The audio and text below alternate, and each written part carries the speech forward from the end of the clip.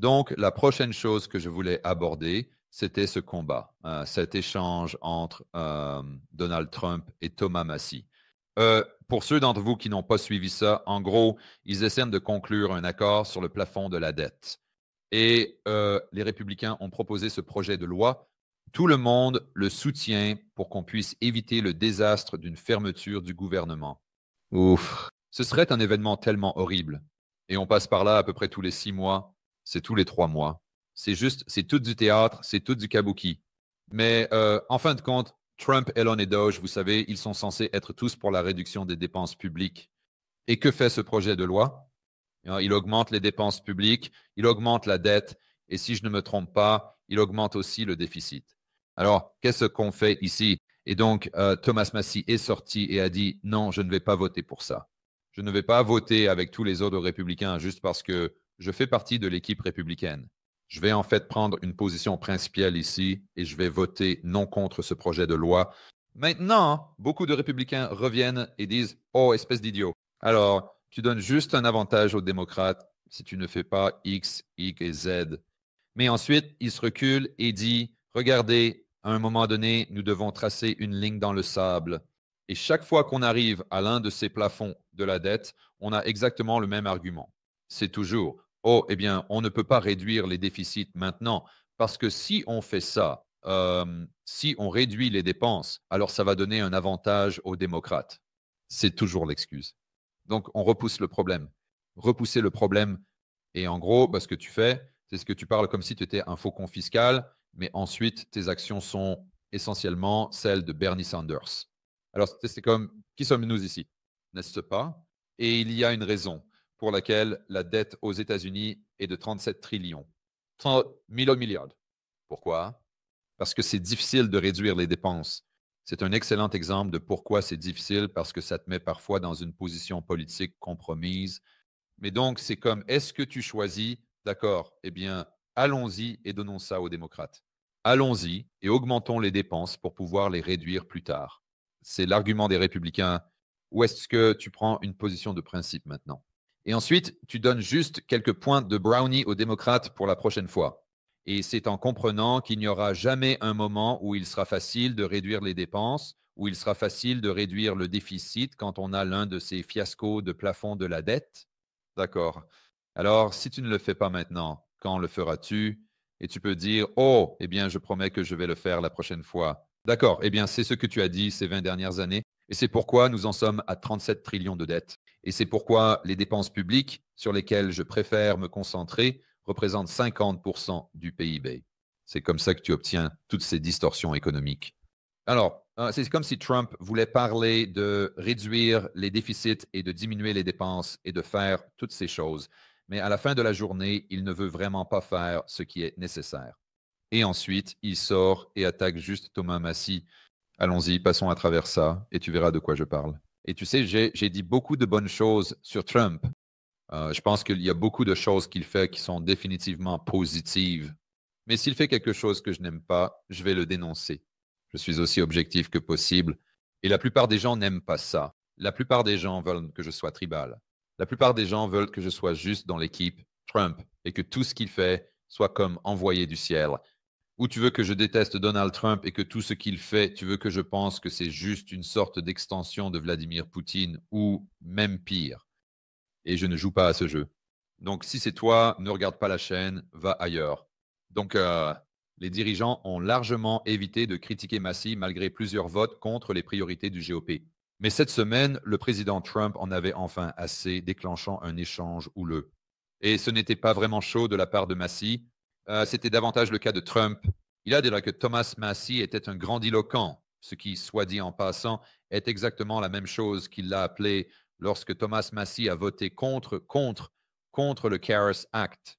Ce n'est pas la première fois que Trump s'en prend à Thomas Massie, et nous savons qui est du bon côté de l'histoire dans cette affaire. Bon, le dernier drame a commencé dimanche soir. Massie a publié une explication sur pourquoi il a rejeté la proposition appelée résolution de comptage ou CR. Ces mesures étendent les niveaux de dépenses de l'année précédente jusqu'à l'adoption des lois annuelles de financement.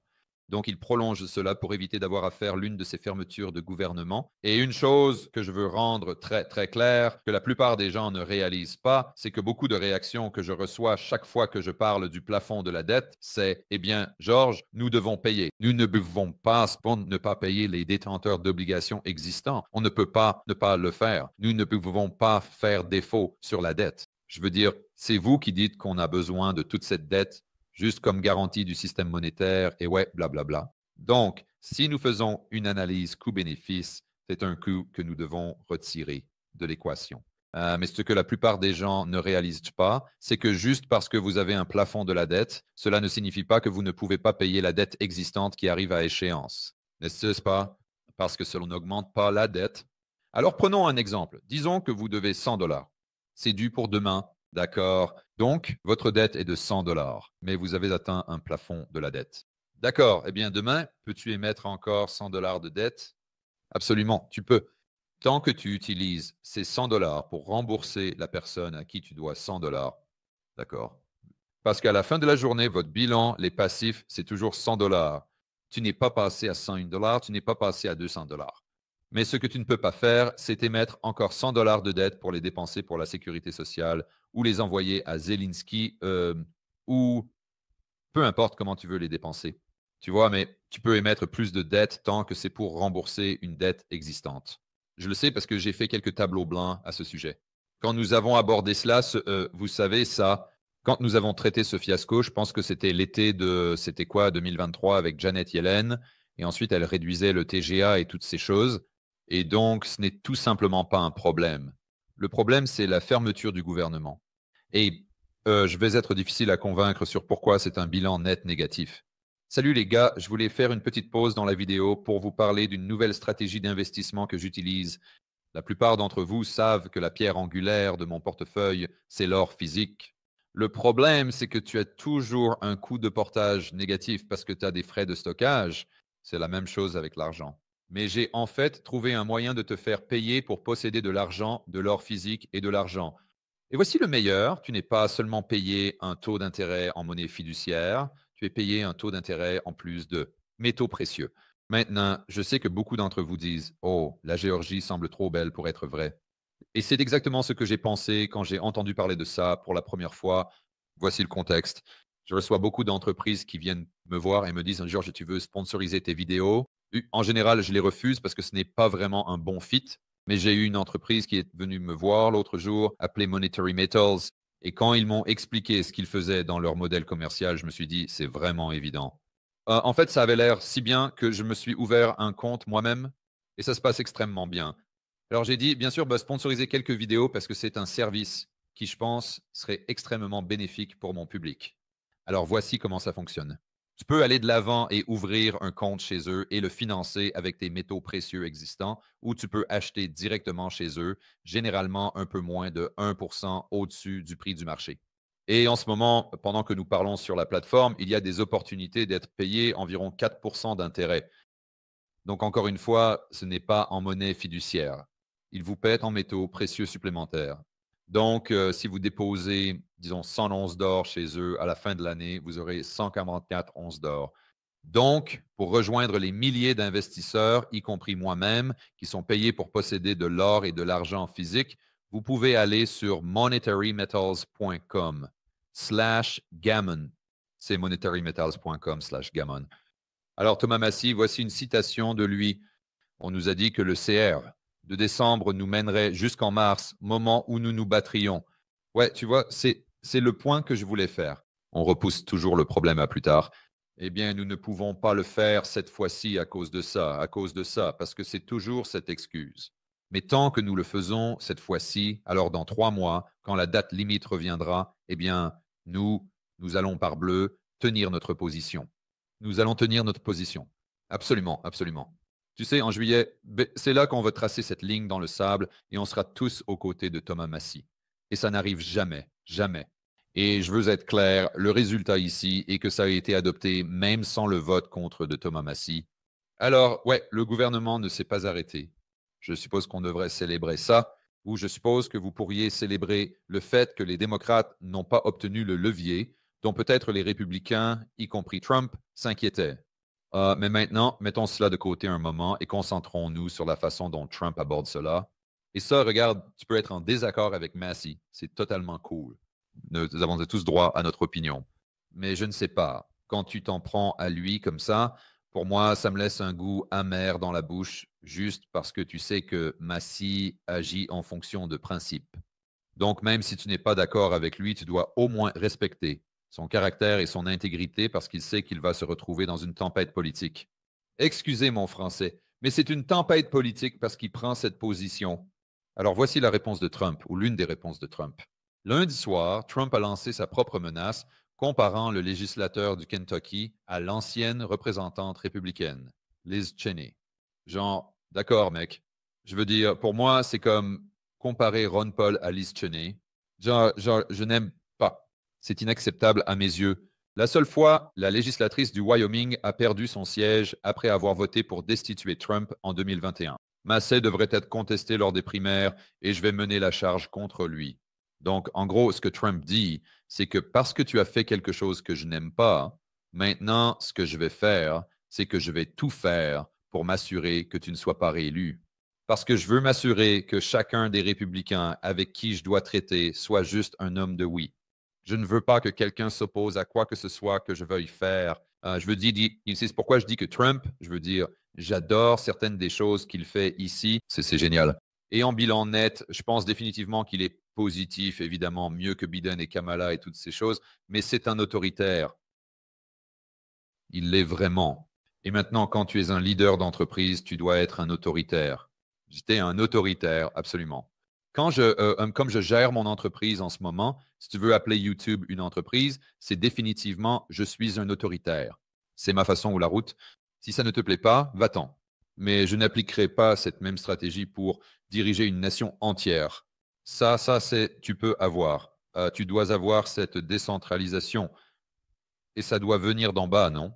Donc, collectivement, si les gens sont leurs propres autorités, disons dans leur propre famille ou leur propre entreprise, tant que nous avons cette concurrence, alors ça va être le contrôle et l'équilibre ici. Mais quand tu as le gouvernement fédéral, alors c'est tout un autre jeu. Et même si tu dis, Georges, je comprends ce que tu dis, mais j'aime l'approche de Donald Trump parce que je pense que les politiques qu'il défend sont absolument positives. Et c'est très bien. Je respecte totalement cette position. Le problème, c'est qu'il établit un précédent où la prochaine personne qui viendra après Trump va probablement adopter la même approche. Et tu as conditionné les gens à être d'accord avec ça. Et ça nous met sur une pente très glissante. Alors Massey riposte. Oh, voici Trump. Les grandes personnes du Kentucky vont suivre une primaire très intéressante dans un avenir pas trop lointain. Allez, Trump, soyons sérieux. Prenons la voie de la sagesse ici. Je veux dire, on peut le critiquer sans être juste mesquin. Massey répond de manière défiante. Le président passe la journée à m'attaquer, moi et le Canada. Son rapport ou post X de mardi disait, en faisant référence aux nouveaux tarifs sur le voisin du nord du pays, la différence, c'est que le Canada finira par céder. Alors, Trump a souligné cela à 1h23 du matin, mercredi. Il s'est plaint que les actions de Massey mettaient en danger l'agenda fiscal et frontalier plus large des républicains que le GOP espère faire adopter plus tard cette année. Donc, c'est là que, d'accord, maintenant, tu donnes plus de pouvoir aux démocrates. Donc, maintenant, je ne vais pas pouvoir faire passer ce qu'il appelle, je cite, le grand et magnifique projet de loi. Aussi, vous voyez, c'est là que se situe l'approche de Trump. Et maintenant, je ne parle pas des attaques personnelles contre Massey, mais je parle de ce genre d'approche de Ball in et China Shop qui, regardez, peut être génial pour négocier. Absolument. Et cela a certainement ses avantages, mais cela a aussi des inconvénients que nous devons reconnaître. Et je pense que l'un des inconvénients, c'est que vous ne savez pas ce qu'il dit ou si ce qu'il dit est complètement faux ou pourquoi il le dit. Et il pourrait parler d'un grand et magnifique projet de loi en ce moment. Mais est-ce que c'est vraiment ce que tu penses qui va être inclus dans ce projet de loi? Est-ce que ça va vraiment être ça ou est-ce que ça va être quelque chose de complètement différent? Je ne sais pas, parce qu'il pourrait changer d'avis demain. Et ça crée, je suppose, cette incertitude où je pense que beaucoup, même des gens qui sont super, vous savez, pro-MAGA se disent, eh bien, je veux dire, je n'avais pas autant confiance dans le suivi, disons, que j'en avais peut-être lors de l'inauguration ou au cours des 2 derniers mois. Et au fait, le projet de loi va-t-il être grand, magnifique et beau? Montre-moi le régulateur gouvernemental, le projet de loi, la loi gouvernementale qui a été adoptée, où je pourrais utiliser ces adjectifs pour la décrire, je ne sais pas. Peut-être que ce projet de loi réduit les réglementations et toutes ces autres choses. Je parie que ça ne le fait probablement pas. Mon avis est que peut-être ça réduit certaines taxes et sécurise la frontière et toutes ces choses et combat le cartel mexicain et toutes ces autres choses que je supposerais vont probablement augmenter les déficits encore plus. Donc peut-être qu'il y a de bonnes parties, probablement aussi de mauvaises parties. Je doute que ça va être grand, magnifique et beau. Et encore une fois, pour le point de Massy, à un moment donné, il faut tracer la ligne, bon sang, parce que après, c'est juste après que le projet de loi soit passé. Si c'est le cas, alors nous allons nous retrouver avec un autre plafond de la dette et ce sera exactement la même chose encore une fois.